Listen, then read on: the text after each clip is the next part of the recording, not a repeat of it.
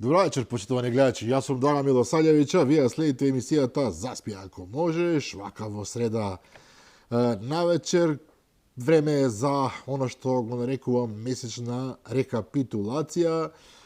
Многу оригинално, нели, ја правиме некаде на средината на месецот, од причини кои што и нас не ни се доволно познати, но секако во студиото се вами на мене важни и познати гости, господинот професор универзитетски Жидар Даскаловски. Добра вечер, професоре. Добра вечер, да. И господинот Раби Седрок, директор на Институтот за, ќе сгрешам, Раби, како оди? Меѓународни стратешки безбедносни студии. Ете така. За меѓународни стратешки безбедносни студии. Искрено размислувавме пред почетокот на емисијата дека се е добро, се е совршено во нашата земја и дека најбаво ќе биде како англичани малку да разговараме за времето, дали врне, дали ќе биде потопло следниве денови. Меѓутоа шегата на страна, прилично бурни денови и кај нас и во светот. Задоволство се разбира да се разговара со вас двајца луѓе кои што навистина имаат одлични, ќе речам дури и феноменални познавања за многу работи, но морам да почнам од ова што кај нас се случува дури 3 процеси кои што напоредно одат и кои што мене лично ми прават едно неубаво чувство во устата. Првото е, денеска веројатно имавте можност, почитувани гледачи, да го последите сведочењето на дел од обвинетите за убиството на Панче и на малата Вања, грозни информации за едно бескруполозно уништување на човечки животи од причини кои што навистина не му се јасни на нормален човек и нешто што покажува дека, аз сум кажал тоа и претходно, меѓу нас навистина има и луѓе зверови. Во исто време се разбира е оној случај кој што е поврзан со носењето во Македонија на мазут кој што бил надвор од сите стандарди, мазут кој што ја труел цела Македонија, Господ знае колку време, заради алчноста на одредени луѓе за пари. Да, дел од нив завршија во притвор, некој остана и дома со многу чудни објаснувања околу кои што обвинителството и судството сега не можат да се договорат кој всушност побарал домашен притвор. И третата работа за која што сакам да зборувам вечерва е, се разбира, членовите на судскиот совет, на кој што вчера во собранието им беше изгласана недоверба од страна на пратениците, меѓутоа тие на нив својствен начин едноставно одговорија дека тие не чувствуваат никаква одговорност и дека не гледаат причина зошто би требало да се повлечат од морални или било какви други побуди. Па еве, професоре, да почнам од вас. Овие 3 случаи не се поврзани меѓу себе, меѓутоа сите 3 секој за себе ја допираат така наречената правосудна околност во Македонија, правосудство кое што буквално нема никаква доверба во јавноста, веќе ми е дегутантно да зборувам за таа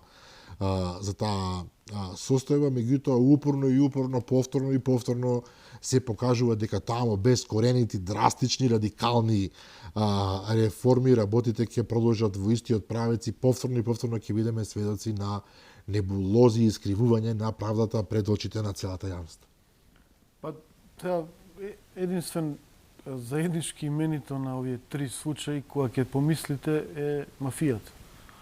Сме гледале филмови, например, за италијанската мафија Гомора, каде што тие продаваат ѓубре и всушност се става во разни форми во земјата, го закупуваат и така натаму. И потоа имате убиства, потоа имате неказнивост. Неказнивост всушност се зборот. Луѓето кои што сметаат дека се што и да направат ќе бидат неказнети, профитираат од еден расипан систем кој што им дозволува поведение какво го прават и кој излодела што ги прават. Колку побрзо се промени системот, толку подобро.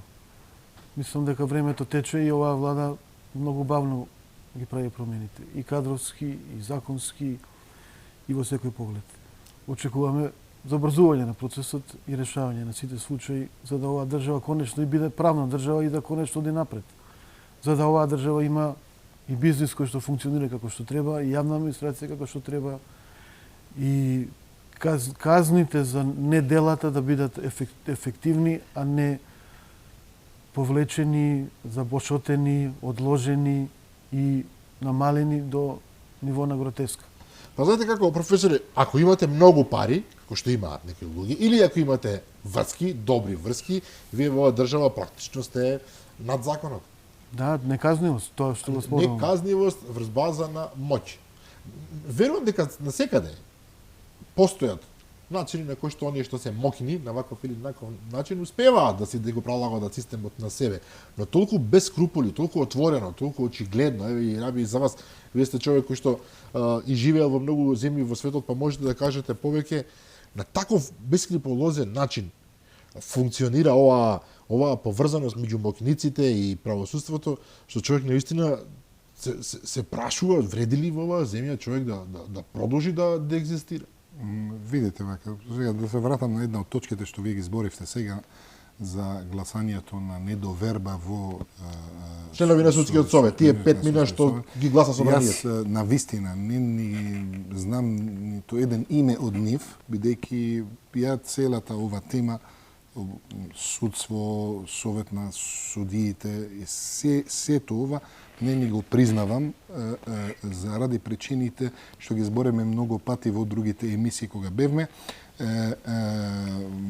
Ја мислам дека гласањето на недоверба од еден пратеник само во собрание е доволно да се повлечат они и да се дојде некој друг. А не по мнозинство да не ви по го мнозинство. Значи ова е многу грешен пристап, затоа што ако знаете во една од мерките на бирањето на судиите во светот, нешто се вика интегритет. Интегритетот кога се става во прашање, ако има сомнеж или ако има едно interrogation mark, едно прашалник, околу тој човек треба да биде ексклудиран или да кажам оттргнат од страна од ова листа. Тоа исто важи на еден ако беше инволвиран во било каков вид на оценување, рекетирање, корупцијски дела што се случува во било каков предмет каде овој се појавува не само во подпис, туку и беше присутен еднаш во тоа, треба да се тргне од таа професија. Ако не можат да најдат некој, да кажаме, еве, чист, без никакво без црни дамки, црни дамки, нека земат од странство судови, како прават многу земји во светот, како прави во Саудиска Арабија, еве не во судство, во други работи, можеме да даме примери за земји кои кажуваат дека не знаеме, нема капацитет, немаме судија што може да води тоа како што треба, ќе се земеме од надвор и нека ги води работите како што треба.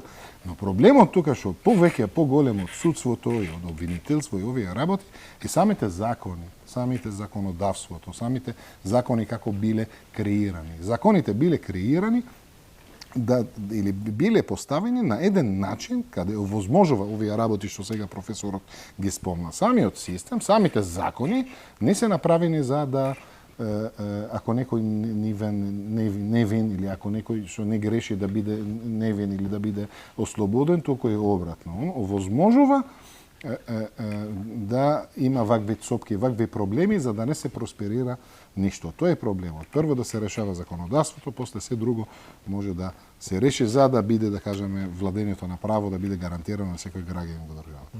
Добро, но професор овдека ова го спомнал и друг Седрак, вие не сте се изјасниле чином, вели да ако не можеме сами да увеземе од странство, веројатно професионалци за добри плати ќе се нафатат. Меѓутоа зарем тоа не е пораз за државата.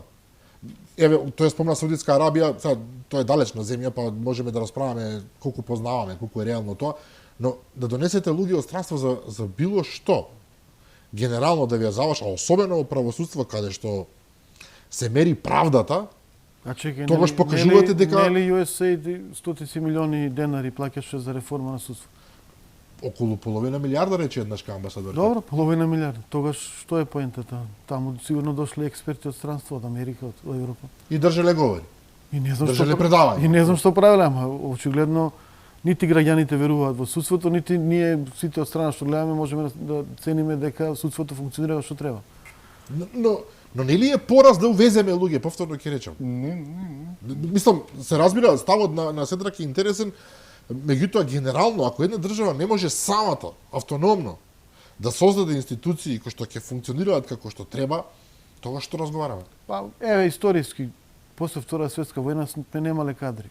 Дошле луѓе, основале факултети, биле тука. Но доаѓале од Словенија, од Хрватска, од Србија, не знам, само тиста држава, ако ништо друго. Но тоа е патот. Ако не знаеш како викаш некој што е паметен, да го среди. Дали ќе биде од Шведска или од Саудиска, сеедно, ако знае како ќе го среди, тоа што не знаеш да го направиш ти. Нема да го корумпираме и него. Затоа Ние сме добри во корумпирање. да, ама ако човек е платен добро, мислам дека не можеш тока да, значи светот не до толку има не луѓе што можеш да ги викнете, што може да бидат да ти решаваат вака видна проблеми, како цел свет што прави, како цела Белгија се има направено. Што Белгија кога се создаде како држава не можеле они сами да се водат себе, во одредени исто, и они се земале од Франција. И што дојде од Франција, го дојде. Сега не мора ние, не кажам да земеме од Србија или тоа. Јас сакав да кажам тоа метафорично, тоа сакам да кажам да земеш некој што е надвор од тој бабл. Он да дојде по негова, да кажеме, интегритет да суди тука и да ги гледа предметите како како да кажеме надворешен фактор или од некој човек што доаѓа од некаде надвор од таа е да кажеме локална корупција што домашната наша корупцијата што е како рак, што тоа го кажавме тука на почетокот на после избори овака, значи првиот непријател на оваа држава е ракот тоа што е корупцијата. Ако не се решава ова, ништо друго не може да се реши во државата. Но радикални, ова е еден предлог. Радикални методи, секогаш спомнуваме радикални методи. Професорот рече дека владата можеби е премногу спора во реформите. Од друга страна се работи за третата власт. Вие не можете ни законски, ни никако, иако има луѓе кои што велат ако треба ќе го пренабрегнеме законот, вие не можете да интервенирате брутално во нешто што е трета власт. Тие имаат своји собствени правила. Има судски совет кој што сам за себе одлучува. Имаме совет на јавни обвинители кој што сами одлучува. Врховен суд, уставен суд кој што имаат собствени правила на игра. И вие ако премногу како влада збориме, влезете во таа приказна, веднаш ќе бидете обвинети дека се мешате, дека се обидувате да им наметнете своји желби, своји интереси, па ќе има пискотници од Галечник до Река, од Брисел до Вашингтон и така натаму. Затоа е многу специфично прашање. Не е институција на државата во која што вие може да интервенирате. Многу е долг процес, барем така објаснува премиерот. Ако одите по правила, ако не одите по правила, тоа е нешто друго. Добро, јас генерално зборав за сеопфатните реформи од кога јуни се создаде владата до денеска. Пример, безбедносен сектор, реформи таму се најавува, имаше идеи, до сега нема ништо направено. Така што вие се фокусирате само на овој сегмент, колку што гледам, на правосудството и на реформите. Сега е ова темата, и некој не, тама работа во сите сектори се насушни потреби реформи.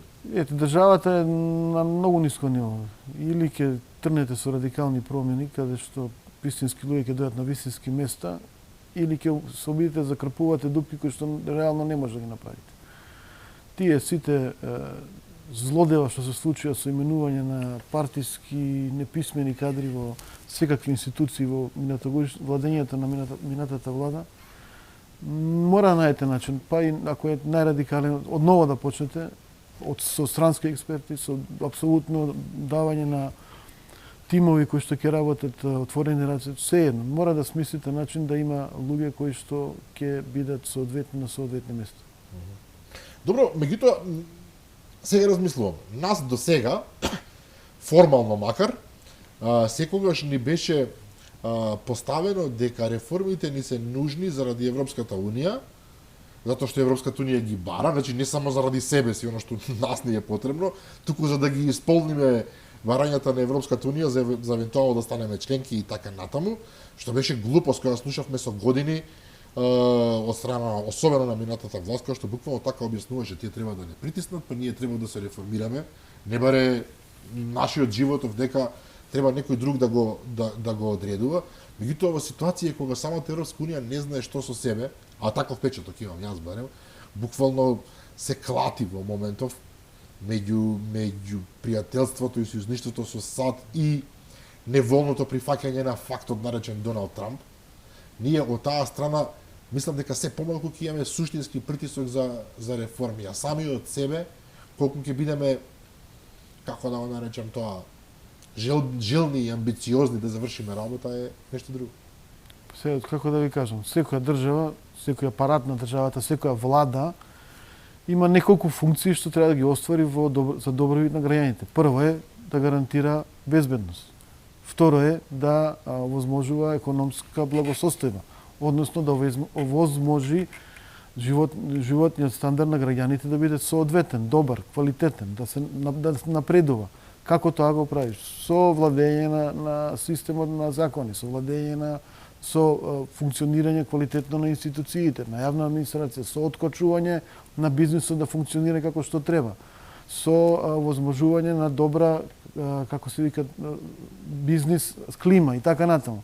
Трета работа треба да одржиш некаков демократски систем, некаков правен систем, некаков поредок. И тоа со сите нишани, каде што ќе има дебата, ќе има размена на мислења, ќе има најдобрите понуди ќе се прифаќаат и така натаму. Овие три работи ги правиш со ЕУ, без ЕУ, со НАТО, без НАТО, со Варшавски договор, без Варшавски договор, значи или правиш држава или не. Ова е мене круцијално.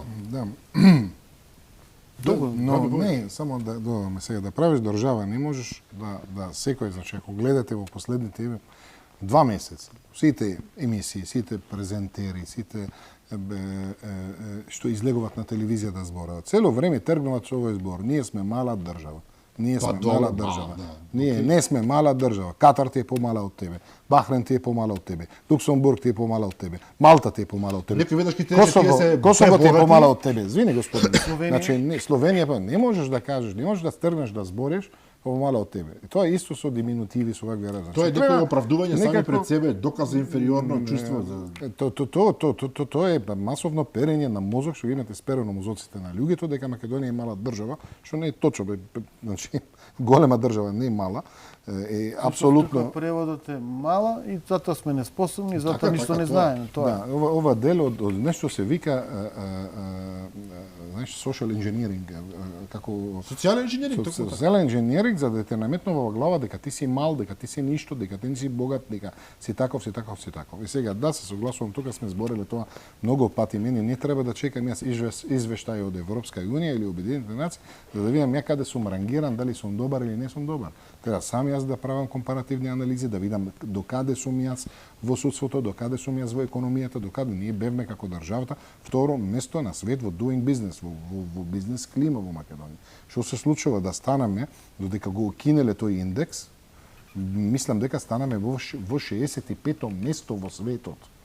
Не знам дали луѓето се свесни од ова. За овој пат? Значи, последен пат што се направи овој индекс, беше пред 3 години или 4 години, мислам дека после COVID го укинеле, стигнаме до 65-то место во светот.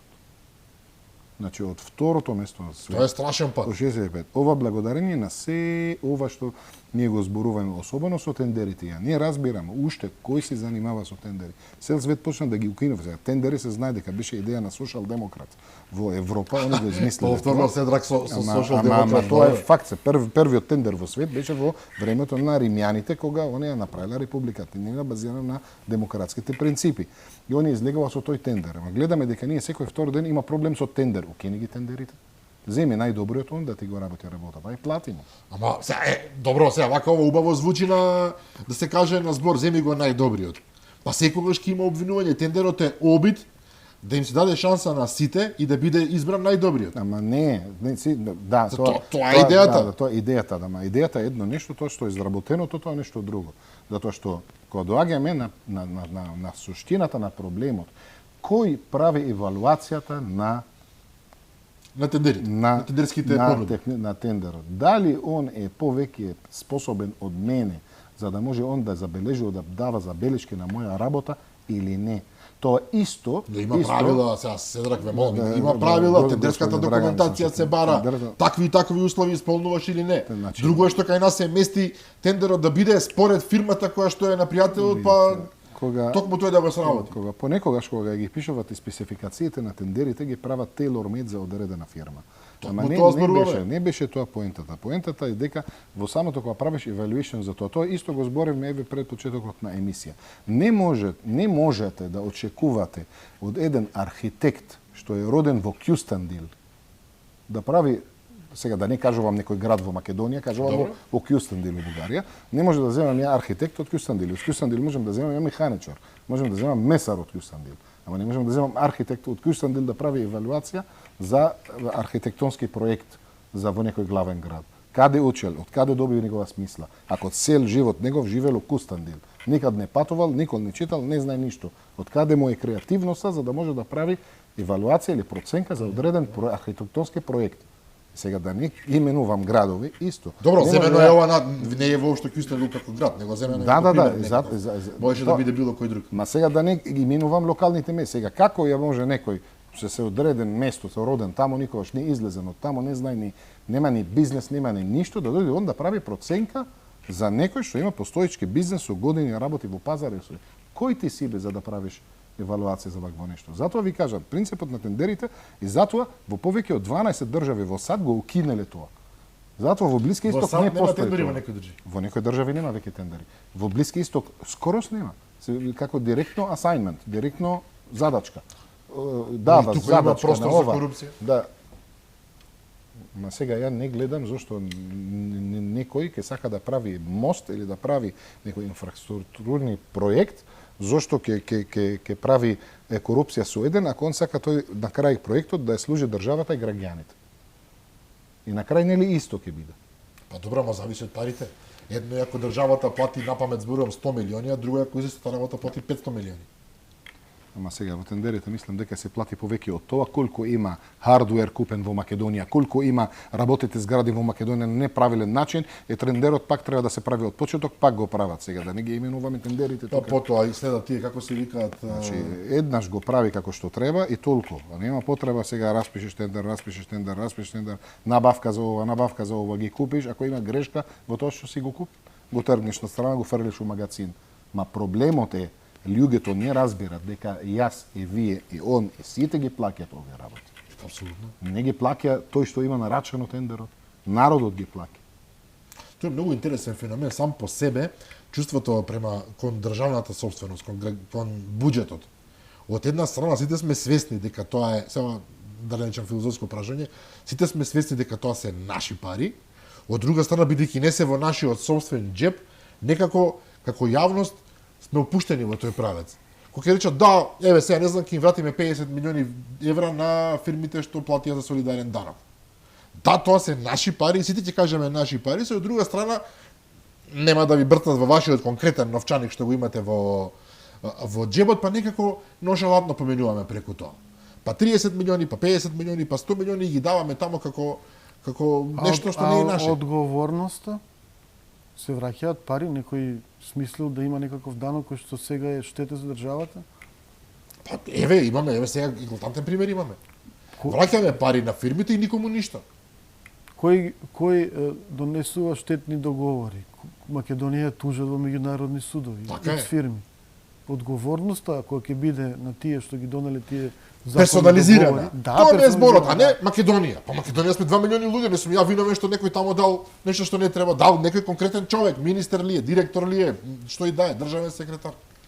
И целиот тој процес е така поставен што секогаш имаме чувство дека па добро. Ќе ги дадеме парите мора и никому ништо. А со тие пари што ќе ги дадеме најверојатно ќе можеме да изградиме не знам какви работи или ќе платиме лекување на деца и така натаму, но секогаш поминуваме преку таа работа ноншалантно. Зборот ми беше немаме суштинска свест можеби дека кога ќе речеме нашите пари од буџетот се навистина нашите пари. Треба да има бунт за тие работи според мене.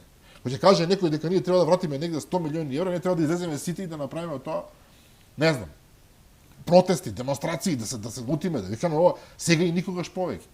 Се навикнавме да плаќаме затоа што во суштина не мислиме дека не е наше. Но добро, на Балканот се случуваат многу интересни работи, да одиме вака сега во тој правец. Денешка беше издаден налог за апсење на Милорад Додик, председателот на Република Српска, нешто многу опасно во принцип. Откако беше осуден на 1 година затвор, па тој потоа ја забрани работата на СИПА, на државното обвинителство на Босна и Херцеговина, на судот на Босна и Херцеговина воопшто не ги признава Република Српска, сега овие велат ќе го апсиме. Нормално тој вели не само што нема да ме апсите, него ако ме апсите, го читав премиерот на Република Српска вели си играте со граѓанска војна. Една многу невралгична состојба во моментот, а во исто време во Србија, која што сакала некела е поврзана со Република Српска многу, природно, имате ситуација во која што председателот Александар Вучич буквално за во сабота очекува огромни протести, каде што некој, така вели, некој со странска помош или не знам како, ќе се обиде да ја урне власта со насилство, ќе влегуваат у парламент, не знам што. Професоре? Во Босна имате ситуација каде што се уште имате еден висок представник на власта кој што не е локален и автономен и автохтон. Кристијан Шмидт е австриец, што ли е, да? Кристијан Шмидт, кој што не помина во Советот на безбедност неговото назначување и сега овие од Република Српска не го признаваат, не е за нив легитимен, не е легално избран. Сите одлуки негови не ги признаваат. Тој донесе одлуки какви што донесува, многу е запржена кашата што би се рекло. Многу е тензична ситуацијата, за жал. Во период каде што тука на Балканот нам не ни требаат такви триења, такви жестоки риторики и можности за судир. Во Србија се случува парадоксален момент на човек број 1 да кажува дека во сабота ќе има насилство. Да. Тоа вели ќе биде последен обид насилно да скршат власта во Србија. Таму очигледно има незадоволство, огромно незадоволство. Сега тоа политички не е артикулирано, напротив, дури и тие студенти и народ што демонстрира не сака да биде сврзан нити со партии, нити со некакви граѓански организации кои што се политички мотивирани.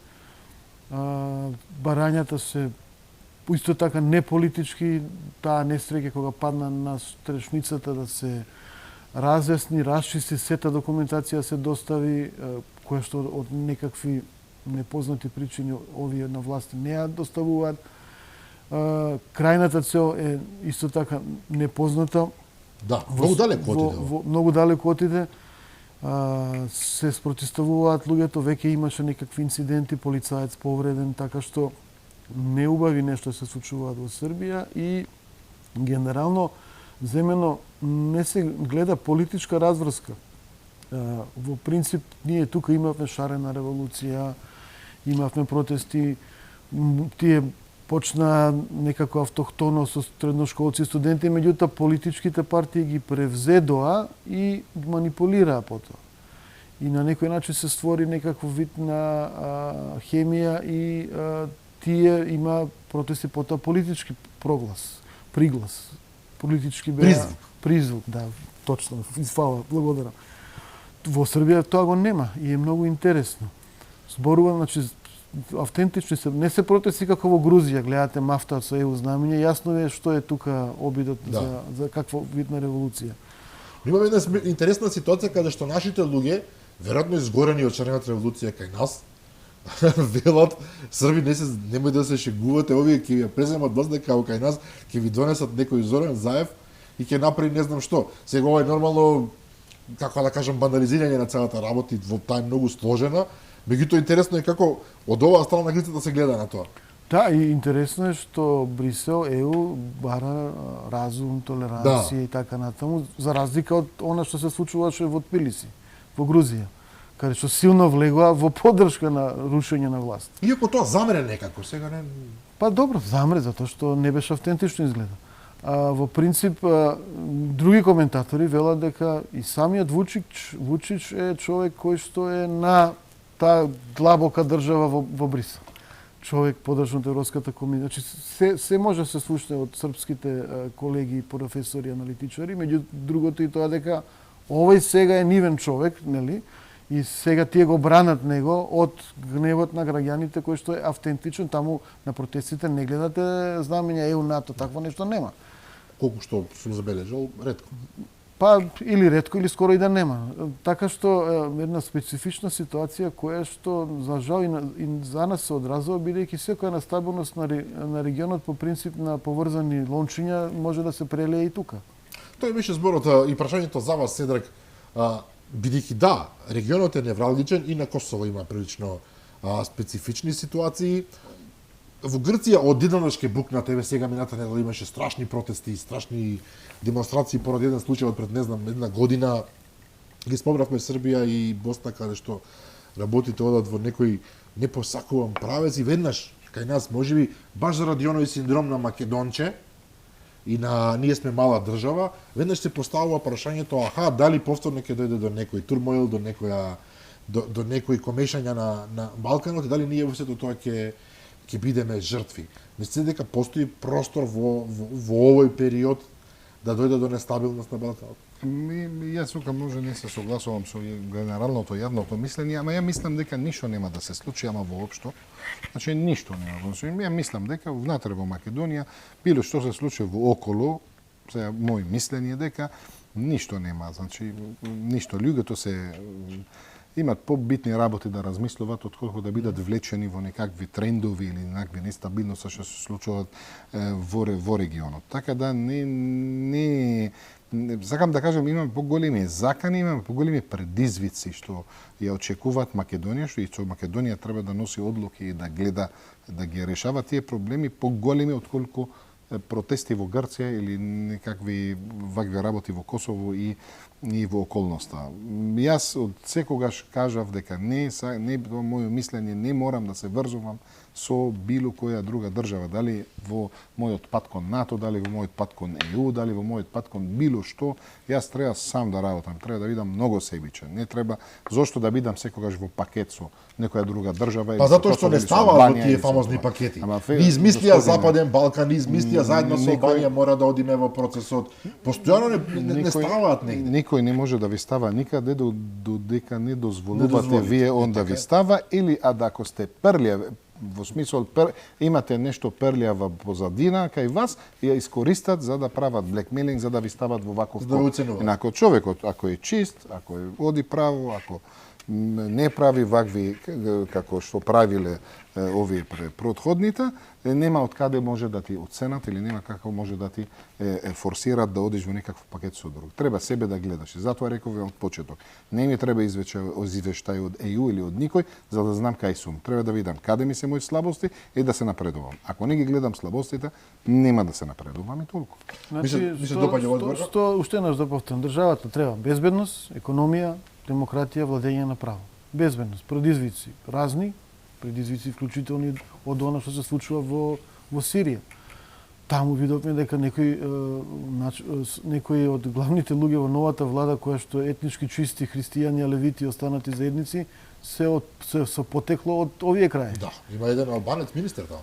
Да, и сега ние имаме генерално луѓе што војувале таму од овие простори, мислам зборувам се за Македонија, ама меѓутоа тоа е и во регионов, и во Косово, и во Србија, и во Босна и Херцеговина. Дали има опасност од тие структури? Дали има опасност безбедносна опасност од некакви внатрешни судари? Дали доколку нешто се случи со НАТО, американските бази во Косово, имаме проблем со некаков можен конфликт Србија-Косово. Тоа треба да се разгледа, се види, да се размисли. Се е можно. Овој свет е многу нестабилен од како Трамп стана председател. Дури и она што Русија го бара, повлекување на НАТО на границите од 97-ма. Да. Кој знае колку е тоа реално или возможно или изводливо. Меѓутоа, факт е дека НАТО не функционира. Тоа ние го кажуваме само ние тука во емисијата, го кажуваат многу сериозни и политичари, и аналитичари, и професори. НАТО веќе скоро и да не постои во онаа форма што го знаевме. Па ние влеговме. Па добро, може да кажеме така. Членот 5 сега веќе е релативна категорија. Да. Безбедносни гаранции, дали може Трамп да даде на некоја држава во случај на невозможно за судир? Дали Трамп би се секирал доколку има конфликт меѓу Русија и Балтичките држави со членот 5? Тој сега вика на Европа, поред, правите што ќе правите, договарајте се, меѓутоа безбедносни гаранции за вашите трупи, што би отишле таму, ако Русија ги прифати, не дава. Значи, многу се турбулентни времињата, треба да се внимава на безбедноста, на економијата и на владењето на правото и демократијата. Каде ни е економијата? Што правиме? Ние се поврзуваме со Унгарија, со Турција, очекуваме поврзување со Чешка, стратешки инвестиции од САД, можеби туристи од илјадници требало да доаѓаат оваа година. Тоа исто така е голем прилив. Меѓутоа, од друга страна, има предизвици што сме ги говореле. војна со царини, ние сме сврзани со економијата. Нашите фирми тука работат за германски фирми, главно, и за британската, Джонсон Мети. Што со отпуштањето на работниците таму. Сето тоа треба нормална влада да го анализира, да дискутира, па и да подаде рака кон пошироката заедница и опозицијата. Значи, во вакви кризни времиња, без разлика што имате легитимитет да владеете, вие мора да се отворите, да се свика и Совет за безбедност од председателката, да се видат предизвиците во однос на сите овие прашања што ги кажав, да се впрегнат сите сили од академија, од медиуми, од бизнес, think tank заедници и така натаму, постојано да се разгледуваат сите опции и да се наоѓаат најдобрите. Ова е така, самиот влеговте во следното прашање околу цените, бидејќи ги спомна и Раби Седрак, потоа ви влеговте во темата, почна практично ова трговска царинска војна меѓу САД и Европа. Некако мислевме нема, ама еве се случи 25%, вие на вас, ние сега на вас 25%. Морам да признам дека американскиот претседател многу се раштрка со овие царини, со Мексико, со Канада, со Кина, сега со Европа, па се повлекува некаде. Канада кога рече дека ќе ја поскапи струјата за еден куп американски држави, тој добро се повлече. Веќе не можете да го пофатите сето тоа, меѓутоа нормално е да се одговара. Ако ти на мене царини, јас на тебе царини, се така стојат работите. Никој не ова е оној одно што вие го велите. Ако ме напаѓате, ќе се бранам. Слободно. Не, сакам да кажам дали памтите тука пред изборите, пред да дојде Трамп како председател, што рековме тука? Јас го реков во оваа позиција. Реков дека првиот непријател за Трамп е Европа. И реков, Европската унија е непријател на Трамп. Го кажав тука. Кажав дека ќе прави и ќе се труди максимално да ја уништи Европската унија. Ќе почитува само земјите каде он има пријателство со нив. А дефиницијата на пријателството е фактички земји каде Америка има, да кажеме, upper hand, по своја рака, добро. Своја рака во оваа држава, го кажеме тоа. Но така да веќе дека Америка има контрола врз цела Европа и инаку. Така да, не, јас не сум изненаден. Вие исто не сте изненадени. Луѓето се изненадени, тоа е their проблем сега. Вие гледате на што доаѓа на кај вас, рековме дека сам едни од негативните аспекти може на председателот Трамп е дека непредвидлив. Да, носи вакви одлики, ама да го заштити американскиот пазар, за да ја заштити американската продукција. Знам дека заради изголемувањето на доноците што ги става, например, на Канада, може направи некоја мала штита кај него, ма секој треба да гледа кон себе. Ама ние сега, тоа што го почна професорот тука збореше за царината. Ја тука кога ставам царина на еден raw материјал, на едно материја што ми треба за производство. Добро? Суровината. Што јас штитам во македонското, нега не разбирам зошто има толку давачки, например, големи во Македонија за одредени производи кои државата не ги произведува. Затоа ви кажувам, ова ако земаме ние принципот да ако некој ми напаѓа, јас ќе го напаѓам, не е по таков принцип, поврзувањето на нашата економија слепо со Европската унија, без некакво план или стрег или визија да се развија тоа кон другите земји, ние сами ќе се влечеме во тоа што се Германија, еве прошлата недела пак најавиле пуштењето на работна сила од Siemens, од ThyssenKrupp, дека ќе се откажат од многу работниците и ние тука предупредуваме на време. Рековме дека треба да гледаме други, не кажуваме алтернативи, ама дополнувања етите. Ке стигнеме до таму за 2 години, супер е, ама во текот на тие 2 години, што треба да правам јас да се појачам. Убаво и мене лично ми е мило многу да гледам такво врзување помеѓу Македонија, помеѓу администрацијата на Трамп, што мене ме радува, но треба да го гледаме тоа сега во имплементација сега во однос на бизнес, на пари, на инвестиции, на вакви работи, затоа што само така ќе можеме да имаме ние некоја алтернатива или паралелна економија да се движи, се додека да завршиме работа со Европа. Вчера разговарав по силата на нештото со еден представник на опозицијата на висока функција и го прашав дали можеби македонската опозиција би требало да прифати она што го прифати веќе владата, дека работите се менуваат во светот и дека она што го познававме како неолиберален систем на владење е сменет и дека сега сме во новото нормално, како што го нарекуваат популарно. Одговорот беше дека ние всушност и не знаеме што е новото нормално. Дека до толку е непредвидлива политиката на претседателот Трамп и до толку ние сме од тих причини Балканот не може дојде на дневен ред, што ние воопшто не знаеме кои се плановите негови наспрема нас. И дека можеби затоа не треба да се истрачуваме. Па се, некои од работите се навистина непредвидливи, меѓутоа некои од работите што ги кажува и делува се конзистентни во смисол на ова безбедносно прашање и меѓународни односи. Тој навистина малку сгреши што кажа брзо и веднаш ќе завршам војната со Украина. Тоа испаѓа, мислам се знаеше дека не е возможно, меѓутоа очигледно дека чим тоа го најави, работи на случајот и исто така работи на случајот да на некој начин ги поврати инвестициите што ги има САД во помагање на украинската армија и украинската држава. И тоа го најави, го кажа и го спроведува. Еве, сега имате сделка за ретки минерали кои што прво беше најавена, ќе се потпише, потоа заради кавгата во Белата куќа не се потпише и уште не е потпишено, меѓутоа ќе дојде и таа наред.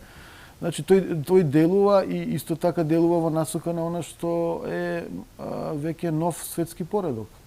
Светскиот поредок веќе не е заснован на еден хегемон, тоа е САД, туку веќе и Трамп и Рубио, министер за надворешни работи, кажаа дека сме влезени во мултиполарен свет. Тоа е неверојатно дека Рубио го рече навистина, но се случи. Па сега кога вие Европска унија и Европа генерално не сакаше и не сака да разговара, да врши дипломатија, не сака да разговара со Путин и со Русија. А Америка, старата Америка на демократите, Бајден, тоа истото го правеше. Не сакаше да разговара и војуваше. Трамп дојде и рече, јас веќе сакам да разговарам како да дојдеме до мир. Значи седнува на маса и на разни нивоа веќе разговараат. Можно ќе биде и средба, можеби меѓу. Сега се најава телефонски разговор, но ќе дојде до средба сигурно. Поентата се смени сликата на Америка и во Европа не знаат што да прават. Беа навикнати да бидат вазали слуги на Америка што хегемонска сила, а сега Америка очигледно Европа ја остава настрана и снајдете се сами. Буквално вели снајдете се сами, а во суштина економски сака да се ги врати позициите и меѓу другото да ги врати позициите преку тоа што ја користи Европа. Со политиките кои што ги донесе и минатата влада на Бајден, антиинфлацијски акт, всушност дава мотивација на фирми во Европа кои што имаат големини трошоци заради енергијата да ги преселат своите производства во САД. Тоа што е клучно за Трамп. Ова ќе го продолжи, дури удира по Европа со царини. И сега вие во Европа имате една парадоксална ситуација да се зборува за повторно отварање на Северен поток. Таму има една цевка која што не е експлодирана. А знаевме како заврши. А многумина веќе зборуваат зошто, како и која уништи таа главната на Северен поток. Значи сега имате ситуација други да зборуваат, а Европа и Германија викаат не, ние не сакаме. Не сакаме ефтин газ од Русија. Што е малку навистина ние сакаме да го купуваме поскапо рускиот газ преку Индија, Катар и други земји или од Америка нивниот од шкрилци газ. Значи тоа е веќе што е навистина чудно. Сега, клучниот момент. Имаше онаа фамозна средба во Овалната соба, тоа заврши како што заврши, потоа се сретна украински и американски представници во Ријад, во Саудитска Арабија, и одеднашка излезе Зеленски на тие негови вечерни настапи и вели, добро, ние први нудевме прекин огнот на море и во воздух, значи да прекинат ракетни напади, не знам, бродови да удираат и така натаму. Меѓутоа еве ги послушавме американците и велиме, прифаќаме 30 дена мир. Сега топката е на примирие се разбира, но со можност да се продолжи потоа уште еден месец, па дури континуирано. И вели сега топката е префрлена кај русите, истото го изјави и Рубио, министерот за внатрешни работи на САД, вели ако Русија сега не подаде рака и не прифати примирие, тогаш ќе биде јасно дека таа што го обструира мирот. Тоа доаѓа во ситуација кога Америка и Русија преговараат за некакво не враќање во нормала на односите, но полека некој отварање, нели, разменија амбасадори и така натаму, и во ситуација кога објективно руската војска доминира на теренот. Во Курск, каде што на руска територија, збориме на онаа легална руска територија, каде што 7-8 месеци имаше украински трупи, буквално за 2-3 дена се завршува работата, практично украинците држат уште неколку села, ако не се лажа, можеби и до крајот на денов или наредниве денови тоа ќе заврши. А русите напаѓаат на сите делови од фронтот и сега луѓе во Москва велат ние да запреме сега 30 дена примирие, па тие 30 дена примирие ќе им дојдат како кесна десетка на украинците да се регрупираат, да добијат ново оружје од американците, да смислат нови планови за да ја продолжат војната. Од друга страна американците го пржат прстот и велат ако не прифатите, значи вие сте тие што не сакаат мир. Да. Една многу специфична ситуација. Сега јас ја гледам и ги анализирам и во други аспекти, ја гледам како што рековме тука многу пати дека планот е на маса. Рече професорот дека да се убрзаше малце Трамп да каже дека ќе пречи војната, нормално затоа што човекот знае дека кога ќе дојде ќе спречи војна, го рековме тука дека таа војна не смееше да се запре додека траеше мандатот на Џо Бајден. Да. Значи мора со анестезија да се продолжи и да паѓа одма после тоа. Се влече нормално затоа што има, знаете како во Европска унија кога се договарале да прават и новите капаци, ако сте преметили тие што не се отлучуваат, овие капаците на вода и на тоа, им траеше 4 години од кога дојде таа идеја на почеток до реализација. 4 години? Да. Европска унија е многу позната со бирократски работи, со тегање во закони, во вакви работи, додека се седнат сите земји да се договарат на нешто, ќе пројде времето и тоа свесни се за тоа украинците. Украинците знаат дека кој се покрива со Европа во смисол во ова, особено во тој делот на војната, ќе спие гол на крај. И сега гледат дека помеѓу време пред да стигна Трамп да стана председателот, комуникации поинтензивни помеѓу многу лидери од светот и него не со Бајден, и сега Саудиска Арабија прифатила инвестициите што ќе ги брава до сад, ако ви текнува кога рече дека ќе побараме од нив и на $1 трилион они да инвестират. Зошто? Затоа што страфи. Ние не сакат властата да им бега, нешто да се случи дестабилизација. Платени на американците, еве, направила хост тамо за вакви договорите, и тие договорите фактички ја мислам дека се договарат на последните детали. Русија ќе пружи рака, мора вакви изјави да излезат од страната на Марко. Го знаеме тоа веќе пред година дена дека ќе се сопре војна во најбрз рок. Тоа што се случи у Бела куќа, да, го гледаме сите, ама гледаме дека одма после тоа слеташе во Лондон. Да. И со сликање Зеленски со вакви работи, ама одма после неколку дена излезе со прифаќањето на американската понуда. Тоа беше одма после 2 или 3 дена. Дека ја прифаќата, ја мисли дека најпаметно е да седат и да разговарат. Така да јасно е дека Трамп прво не знаеме уште што доби Трамп од Русија, од Путин. Значи доби нешто. Тоа е клучно. Има нешто што го доби и веќе тоа договарано.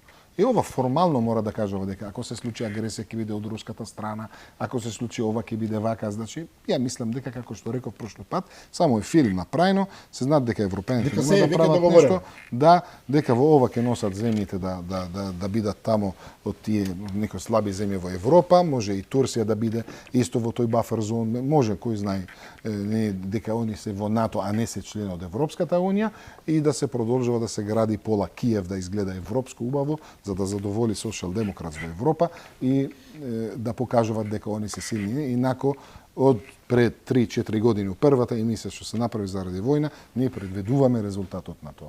И се чудам како се други, дали политичари, не политичари, било што може да очекуваат нешто друго. Значи, што може друго да очекуваме? Така да, ќе има мир и се, ќе се заврши, ќе се врати бизнес како што. Бизнес како и обично. Добро, но професоре, овдека сега има, навистина има многу непознати. Еве да се согласиме со Раби дека договорите се во тек, можеби буквално се веќе во нијанси, меѓутоа барем од руска страна зборува дека мора да се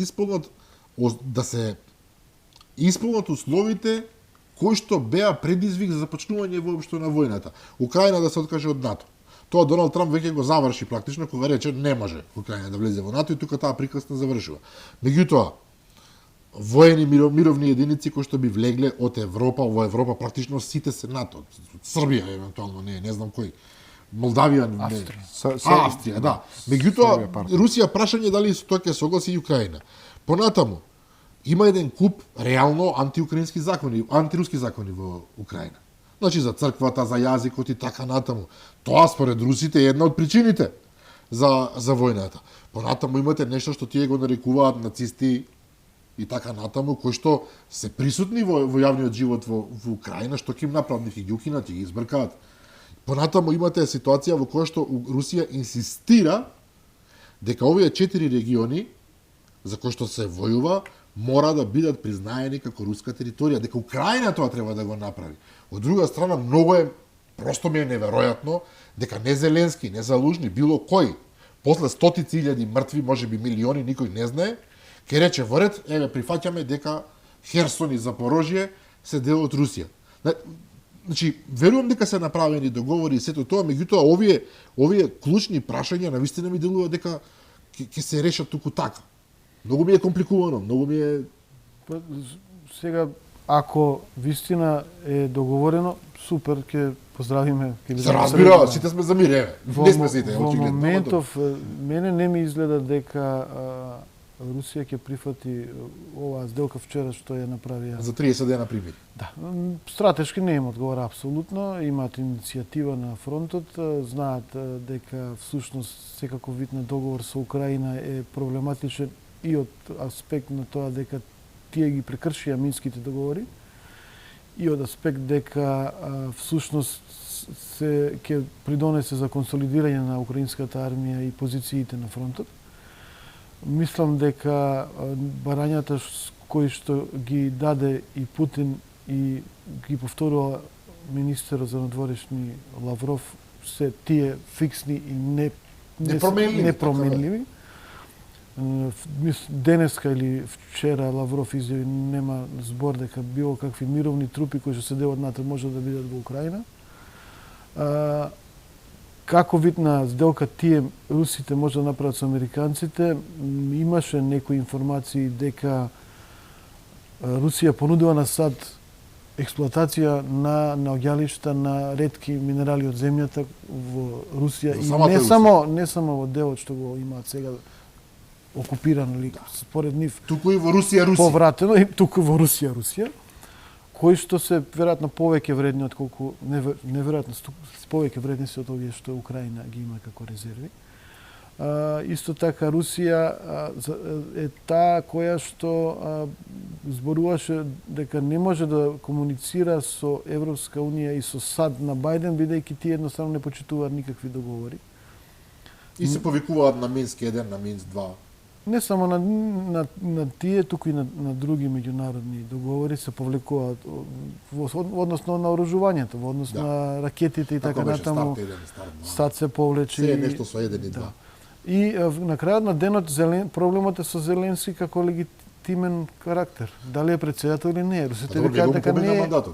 Но законски па велат дека не може во тек на војна да има избори, до тогаш му дадоа поддршка во парламентот да биде председател. Колку што јас знам во Украина законот кој што е овозможува продолжување на мандат само на членовите на парламентот, не на председателот. Таму во нивниот устав пишува дека мора да има избори. Сега тука правно како ќе се одредат, меѓутоа не е ни битно дали правно ќе одрешите вака или така, битно е како русите го интерпретираат.